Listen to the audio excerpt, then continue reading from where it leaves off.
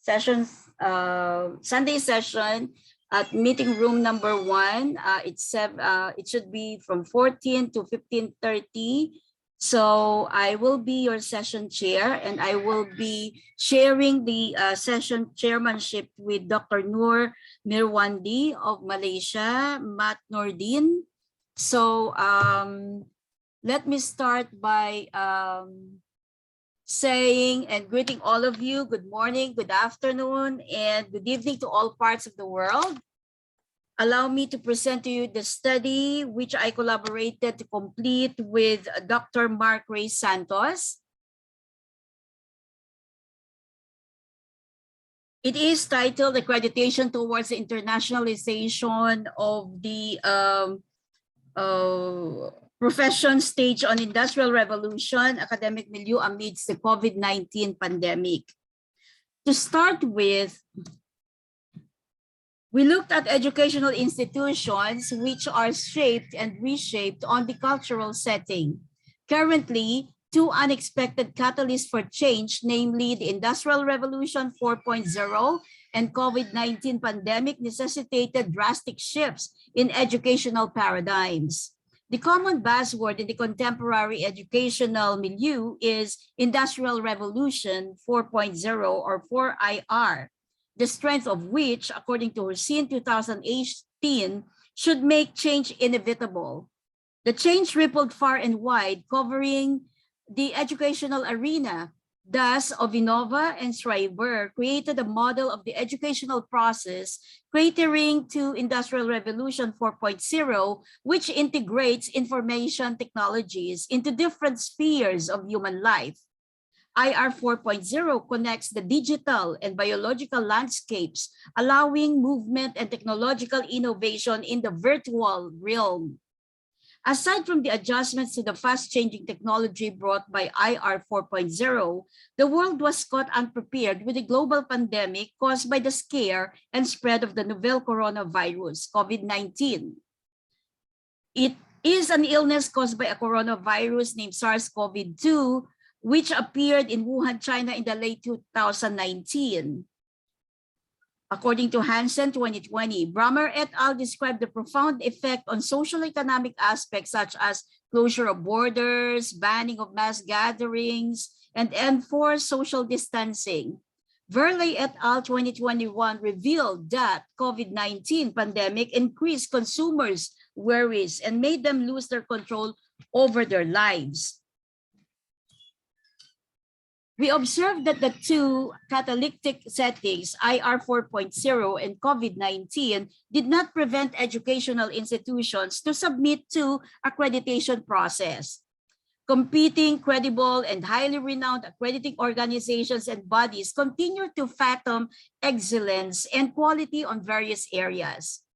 Academic institutions maintain their trust on the accreditation process, which is aimed at finding recommendations and actions for the improvement on the delivery of products and services. The Council for Higher Education Accreditation International Quality Group 2019 framed and explored academic quality in relation to the future of higher education and accreditation. Higher education diversifies due to the influx of emerging trends, especially as offshoots of the global experience of the COVID-19 pandemic. Traditions were bridged, educational paradigms shifted. Hence, the necessity of accreditation to establish the equilibrium on the search for quality and excellence. Alaska et al. 2019 found the high perceptions of process and purpose of institutional accreditation as significant predictors of motivation and involvement among participants in the accreditation process. Interestingly, it was also observed that the perception of purpose was significantly higher in government than private institutions. The paradigm shift in education necessitated a parallel need for parameters, quantifying and qualifying the unavoidable change. Thus, academic institutions search for accreditations. Accreditation answers the cry for quality. Flores and Center for American Progress 2019, and there are other researchers. There are a lot of other reasons why we cry for accreditation of our institutions. Our study found theoretical framework and was anchored on the National Quality Dialogue initiated by the Higher Accreditation in 2019. It was a series of regional and national meetings as well as interviews with key administrations in the higher education. It was culminated with research and publication series. The dialogue presented the future of higher education and accreditation by framing and exploring the academic quality. The diversification of higher education was observed through the emerging trends, and factors of quality were explored, namely higher education and accreditation, research and policy instituted and foundations, alternative providers and alternative credentials, the federal government, and the employers. We formulated a conceptual model of the study, as you can see in Figure 1. As can be gleaned from Figure 1, the independent variable was the perceptions on accreditation based on the following parameters: institutional relevance of accreditation, objectivity of accreditation value, internal quality unit relevance for accreditation, value of accreditation to educational system, continuous quality management, and student participation. On the other hand, the dependent variable on internationalization of the professions was assessed through the following dimensions: international experiences, foreign language ability, academic orientation, assessment of campus climate, faculty involvement, internationalization, attitudes and beliefs about internationalization. The arrow from the independent variable to the dependent variable manifests the perceived influence or relationship between the two variables.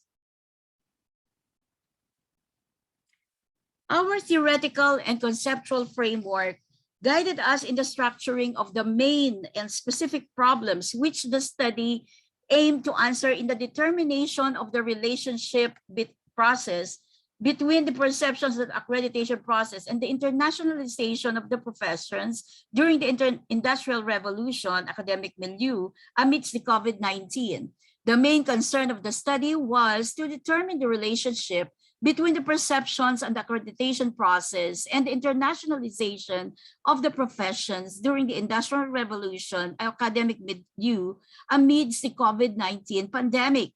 Specifically, the researchers aim to find answers to the following questions. Number 1, how do institutional personnel perceive the accreditation process based on the following aspects? And we have the 5 aspects enumerated therein.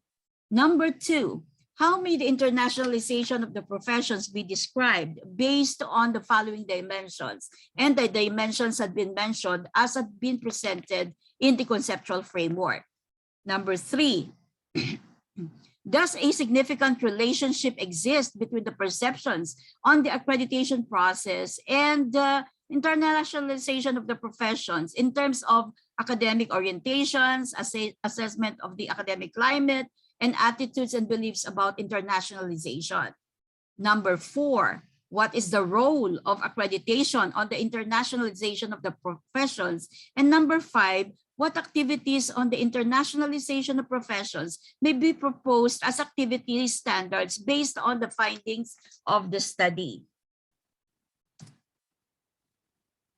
The stated problems brought us to the null hypothesis that no significant relationship exists between the perception on the accreditation process and the internationalization of the professions, which was tested at 0.05 level of significance. The methodology of the study utilized the descriptive correlational method of research to determine the relationship between the perceptions on the accreditation process and the internationalization of the professions. A set of standardized questionnaires on the perceptions of the accreditation process and the internationalization of the profession was used as primary data gathering tools. The study utilized two standardized questionnaires, Bravo et al.'s Perceptions on Accreditation Process and Swartz's Internationalization of the Academic Professions.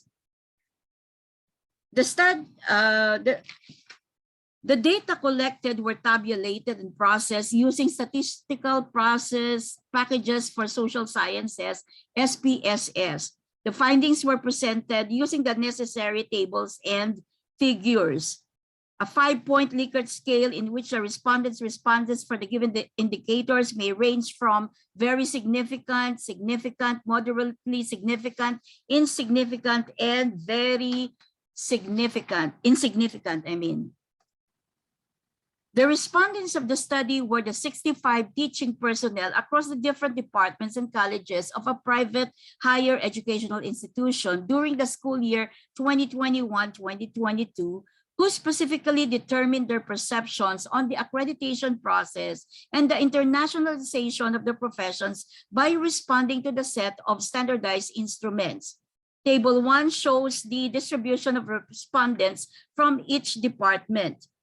The table revealed that the most number of the teacher respondents came from the graduate studies with 31 or 47.69 teacher respondents.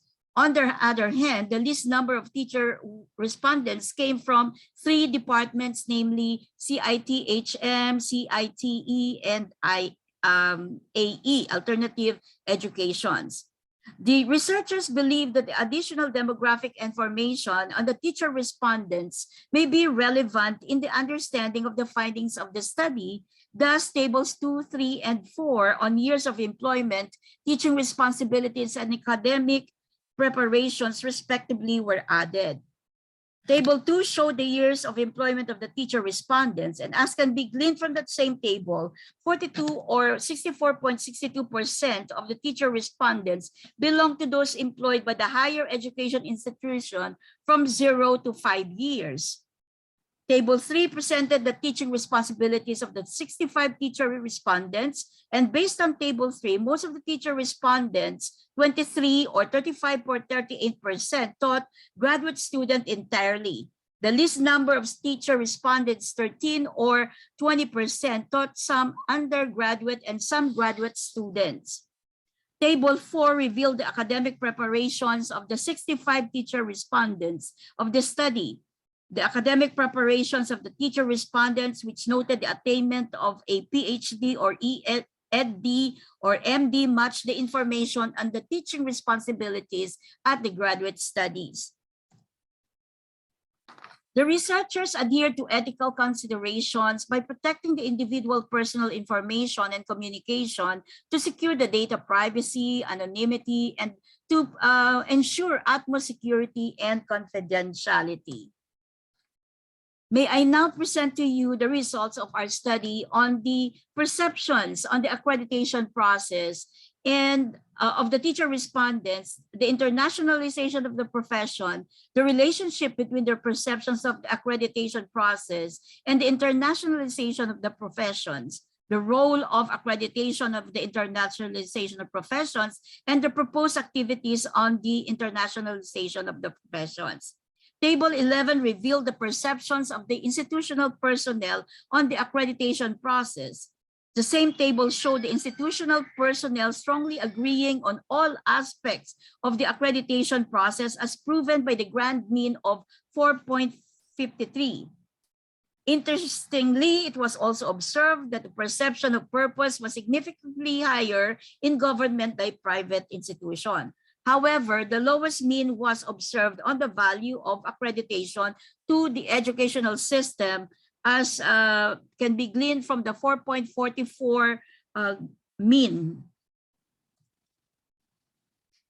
Table 17 showed the attitudes and beliefs about internationalization.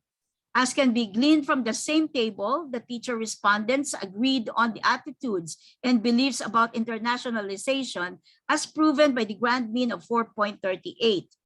The indicator on attitudes and beliefs about internationalization with the highest mean value was on the importance of the knowledge on international issues, 4.69, while the lowest value was on international education as a useful but not necessary component of undergraduate education, 3.85 value. Table 18 revealed the significant relationship between the perceptions of the accreditation process and the internationalization of the professions. The computed R of 0.5725 means that there is a moderate positive relationship between the perception on accreditation and internationalization of the academic profession.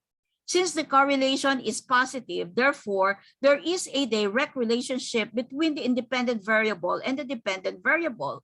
We can therefore claim that the higher the perception of the staff on accreditation, the bigger the chance for them to internationalize their academic profession and vice versa. Also, this is a moderate positive correlation, which means there is a tendency for high X variable scores go with high Y variable scores and vice versa.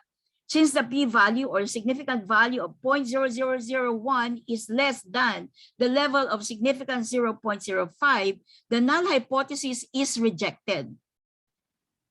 We claim that a significant relationship exists between the perceptions of the accreditation process and the internationalization of the academic professions. Table 19 showed the role of the accreditation process on the internationalization of the professions. The same table revealed that overall, the respondents strongly agreed that the internationalization of the professions is significant to the institution at 4.62 value.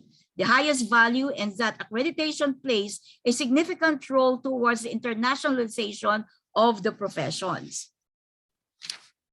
The findings of the study led the researchers to propose the following activities on internationalization of professions as accreditation standards. Acquisition of international experience through teaching or research by faculty members.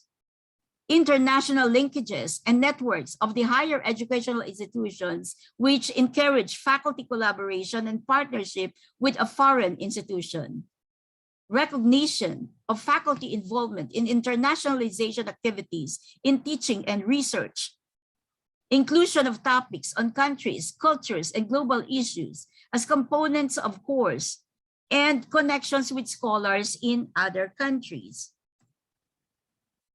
The findings of the study led the researchers to propose the following conclusions: that the institutional personnel perceive the accreditation process as relevant factor in continuous management quality and ensuring excellence of the organization. That the teachers were aware on the international issues and global concerns in teaching, although they had less international experience. That significant relationship exists between the perceptions on the accreditation process and the internationalization of the professions. That the accreditation process plays a significant role in the internationalization of the professions, and that there are proposed on in the internationalization of the professions that may be accreditation standards based on the findings of the study. The following conclusions were drawn, and the recommendations based on the findings of and conclusions of the study will be our contribution to the wide world of knowledge. That the